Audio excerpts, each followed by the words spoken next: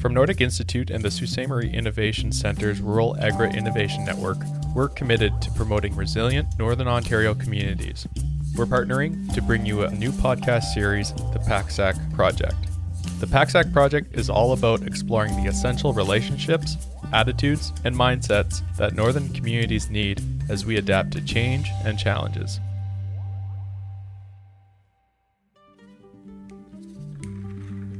Here to introduce the podcast for our first episode is Dr. Gayle Broad, along with myself, David Thompson, and Dr. Sean Meades. The concept for this podcast series grew out of the pandemic and the need to identify some hope for the future, with particular emphasis on Northern, rural, and Indigenous regions such as Northern Ontario. These areas tend to be ignored or sometimes deliberately omitted from the public discourse that we hear on radios or in podcasts generally because of the concentration primarily of population bases in larger urban centers. So we're beginning this series by speaking with representatives of the podcast partners, David Thompson of the Rural Agri-Innovation Network, or RAIN for short, and Dr. Sean Meades, the director of Nordic Institute, which is a community-based research and development center based at Algoma University in Sault Ste. Marie. I wonder, David and Sean, if today you could begin with a brief introduction of yourselves and tell us a little bit about what your hopes for this broadcast series are. Sean, would you like to kick us off? Sure. Well, as you said, Gayle, I'm Sean Meades. I'm the director of Nordic Institute at Algoma University, and I'm an assistant professor in the Department of Community Economic and Social Development. I grew up for most of my life in Sault Ste. Marie, or areas just north of this community. Throughout my studies, my career before coming into academia, was always very interested in our understanding of place and community and what counted as worthwhile spaces that attracted people, that where people could feel like their lives and strivings made a difference, and how communities are represented in these different ways. So one of the things that I hope for this podcast is that it can shed light on some of the initiatives and stories that are often happening just sort of below the surface of public awareness, and demonstrate that we already have what we need to become the communities that we want to be throughout Northern Ontario. And part of that, I think, stems from so much of the public attention that is paid to issues of political, economic, or social significance. It's focused on these major urban centers or regions that are, maybe it's not the big cities, but more of these larger centers of political power. I think there's a tendency for us to think about when we come from a place like Northern Ontario. Growing up, I had this sense that in many cases, our gaze was directed someplace else. We were always comparing ourselves against what was happening in Southern Ontario or Toronto or other places. So my hope is that this can kind of contribute to shifting that conversation, as so many of the initiatives that we'll be profiling contribute to, by emphasizing that history is made right here in places, whether it's Sault Ste. Marie, Timmins, Sudbury, Opasataka, or Wawa, that Northern communities are every bit as much as part of making the conversation. And history isn't something that only happens someplace else. Thanks, Sean. Yeah, just to introduce myself, David Thompson, and I've lived in this area for most of my life, went away to school and then came back, married my wife, and now we have kids living here in Sault Ste. Marie. And I've worked in, this field of community development for the last 15 years.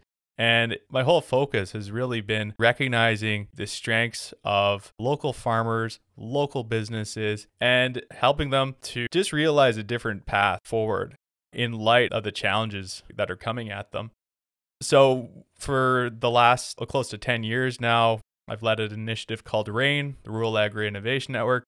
And at RAIN, our focus is really to catalyze Northern food systems to innovate, to network, to market Northern foods. And starting this podcast was an effort in RAIN to strengthen our network across the North.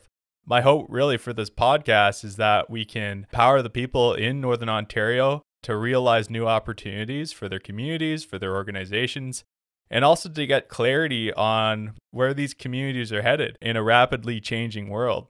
I think that's only through hearing people's stories, their experiences of what they've been doing to make their communities more livable, more resilient. The people who listen are going to be able to better sense how they may need to start shifting their thinking, shifting their practice accordingly. So in our first season, we're going to hear from northern farmers, entrepreneurs, researchers, community leaders, as they're the innovators that Northern Ontario needs in order to overcome its challenges.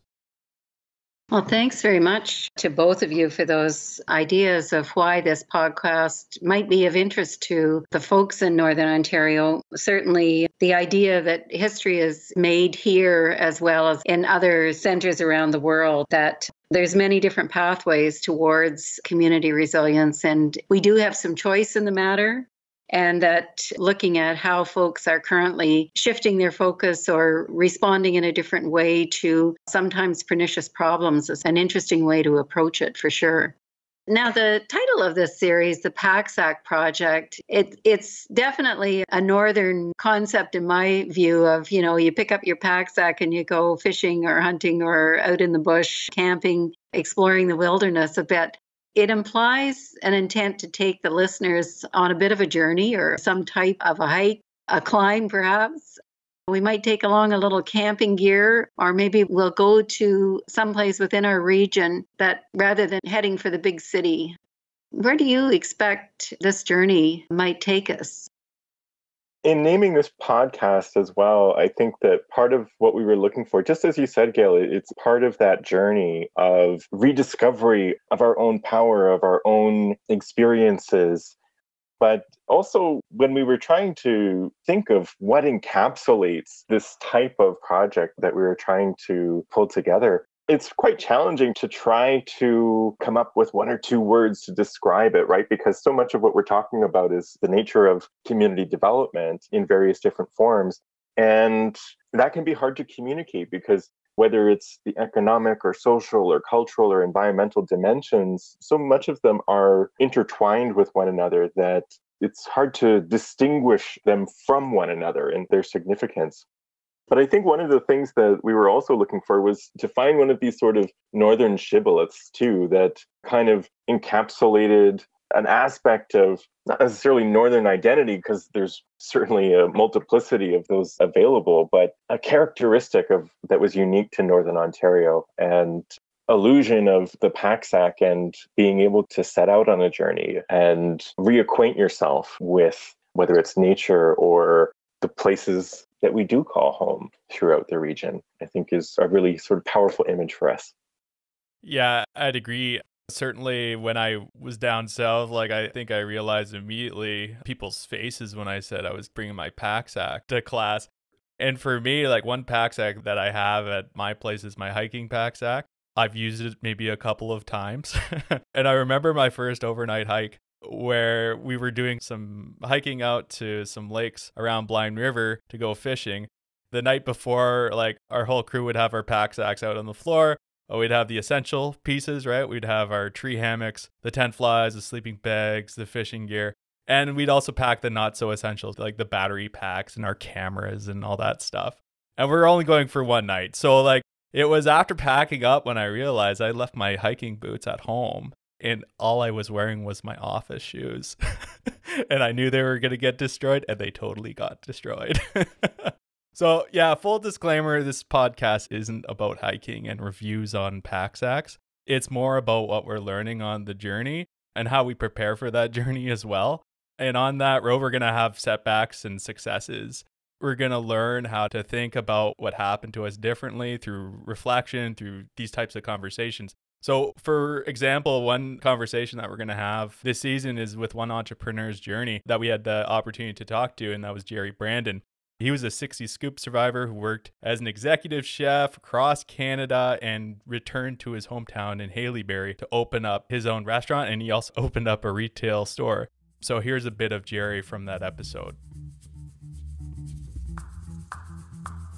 Can you rebuild these communities that have been basically, as far as I'm concerned, robbed by really poor planning approaches? dependent upon developments that line the highway in form of strip malls and Canadian Tires and Home Depots and, God forbid, Walmart.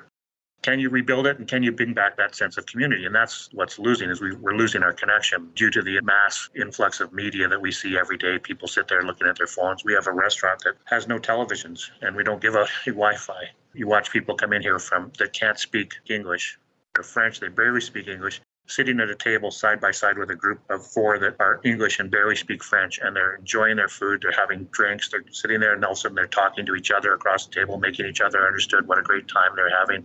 And they're doing it while being surrounded by a modern display of an Indigenous culture that shows it as a living, thriving, evolving culture, not as a tourist spot, not as something from history, but something that's alive and moving today. There was a woman in a couple of weeks back who said that she'd learned more about Indigenous culture in one night in this restaurant than she'd learned in her entire life through school, through education, and through her adult life. That's profound.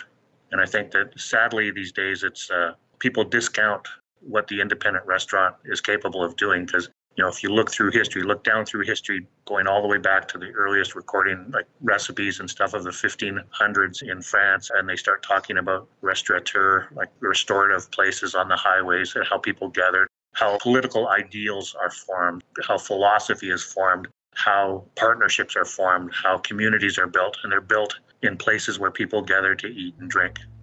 And I think that there are a lot of people that discount that. It's definitely not to their betterment, that's for sure.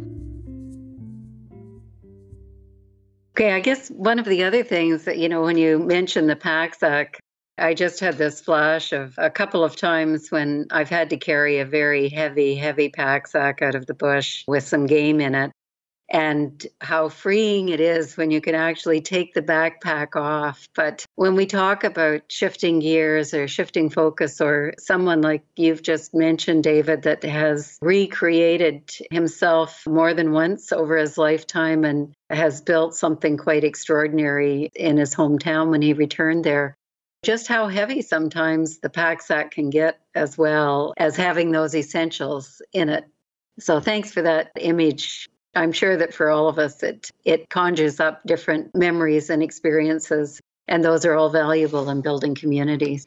David, with your background in business and economics and your current work in the agricultural sector, that kind of suggests that you'd be primarily interested in strengthening the economy of Northern Ontario.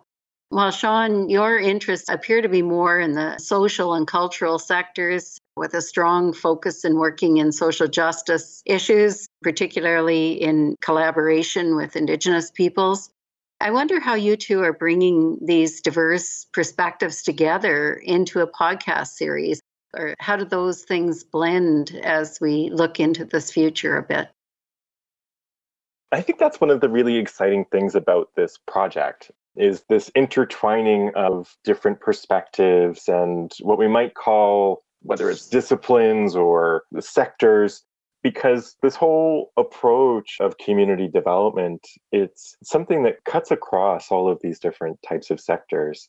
And if there's anything that I've learned over the years, certainly when I started out, I very much considered myself very focused on social and cultural phenomena and issues. And the more that I've worked in this sphere, the more I've realized just how intertwined all of those pieces are, and how difficult it is to separate the cultural from the economic, from the social to the environmental. I hope the listeners will take from this, even though each of the episodes looks at a different theme, it's understanding the sort of holistic dimensions that each episode carries. We aren't just economic beings or social beings or cultural beings. We exist in relation to each other in all of these ways, whether we're on the job or pursuing a creative interest or spending time with our families and friends. All of those play a really important role in shaping our lives throughout, not just this region, but in any community. Yeah, that's another thing that I think is exciting about what we're doing here, is just looking at the multiple facets and dimensions of life in Northern Ontario, where back at university, when I was taking business and economics courses, yeah, food was definitely commodified, right? But behind that food is families in the north that are making a living. It's about their kids as part of that family being engaged on that farm. and it stretches back for generations. So that's one aspect that I'm excited about, is we're bringing together a lot of diverse voices and experience. And for instance, in a few episodes in this season, we're going to be discussing the impacts of sandhill cranes, the impact that they're having on the agricultural sector, but also their impacts on cultural elements with the North's Indigenous peoples. And so in one episode, we're going to hear from a potato farmer in Sudbury who was impacted, a biologist that's studying sandhill crane movements in North, and Chief Dean Sayers. He's going to talk about the crane's impact on agriculture and also the people of Bawating. So here's a bit from that episode. I'm Crane. More specifically, what my family has told me, that we're blue heron, and we are from Bawating. We frequented this area along with our relatives, the sandhill cranes and the white cranes and the variances. Where I live, there's, maybe 50 or more of the blue heron that live across the road from me in the bush. And you can hear them all the time. And they make this really loud noise. And if you don't know what they are, you wonder what that is. It captures your attention. That's part of what their responsibility is for us to take note of. A lot of times they will provide the warning to the rest of creation when there's something we need to be conscious of. And that's the sound that they make. And it causes you to look, and it causes you to take inventory and think. As human beings, we had forgotten our original instructions. So the animals, they all decided that they would help us, and because they needed our support, because that was part of our original responsibilities, was to help all of creation. So the animals befriended us, including the crane, the bear, the turtle, the wolf, the eagle, the marten, and many other animals, fish, the neme or the sturgeon, and other species, other animals. They all decided to share with us and help us remember what our original instructions might have been. Yeah, so some very powerful images are coming to my mind as you talk about this intersectionality of these different issues. I think that's one of the challenges, isn't it, in working with it, is being able to keep that broad-based perspective while still working on the issue that is of most concern to you and seeing the linkages between those, connecting those dots, as they say. Communities in the North are facing so many challenges today. Some of them reflect the same issues but play out differently as large urban centers, but they play out differently in rural and northern regions, such as homelessness, for example, addictions and mental health issues, and of course, climate change, which is being felt certainly so much in rural areas and Indigenous communities particularly. How do some of the northern innovations that you've been looking at address some of these really pernicious challenges that we face today? I think what's really intriguing about these examples is how so many of the successful initiatives that we see are really tailor-made, right? It's not just this application of best practices from some manual that is then imposed on or taken up by a local agency. Of course, information sharing is absolutely important, whatever sector we work in. But so much of what's really fascinating about these examples is how communities take the knowledge that they have and develop something that is unique and responds to that local condition, that builds on those local strengths, and that draws on those local resources. Yeah, I think one thing is just that we're going to see so many of these different innovations emerge just out of our sense of place, right? Whether that's in a Francophone community, an Indigenous community, or here in Sault Ste. Marie. Through this podcast, we get to speak to people who are really working on the front lines of these challenges. And one that certainly popped out was our interview with Dr. Kathy Servin with the Northern Ontario School of Medicine, who's been working to set up a process of training new doctors that really responds to the needs of Northern Indigenous, Francophone, and Anglophone communities. And so in this episode, she explored with us how these immersive experiences for students has really led to a better retention of Northern doctors in some of these communities. So here's a bit from that episode. Yes, NASM, when it began, was very innovative in a number of ways for the MD program. And two things are really worth highlighting. One is that, and still to this day, every single medical student at NASM spends 4 weeks in their first year in a remote Indigenous community where they live in the community. And that is a cultural immersion experience and really helps ground medical students in the reality of life and health care in Indigenous communities. So that is one particular innovation that NASM has had from the beginning. As well, all our third-year medical students who in their first 2 years are primarily based in Sudbury and Thunder Bay, for 8 months of their third year, they live and work and learn in a community outside of Sudbury and Thunder Bay. It's called a longitudinal integrated clerkship. So they're based in family medicine, and they also learn about the other specialties through various additional experiences. Okay, so the two of you have convinced me that this podcast series is something that we all really need to hear to learn about the multiple ways that our neighbors, our friends, our families are tackling some of these big issues that are facing our region. You've both been doing a number of the interviews.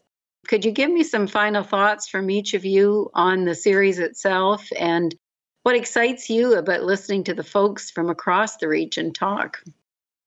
Well, doing some of these interviews, I think what really stands out is the tenacity of the folks who are really mobilizing around these issues across our communities throughout Northern Ontario, and just the inspiring creativity that they bring to so many of the challenges that they're trying to address or mitigate, or the things that they're trying to create within their respective communities.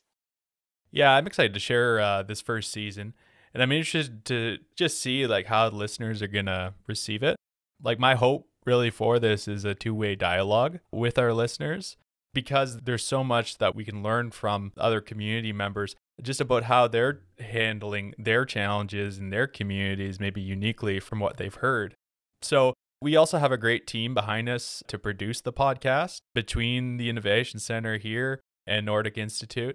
I hear a lot about this need to get organizations out of our organizational silos so that we could realize a better future for where our communities can go. And I think what we're doing through this podcast is trying to demonstrate that, right? And I hope that message will impact some other organizations across the North.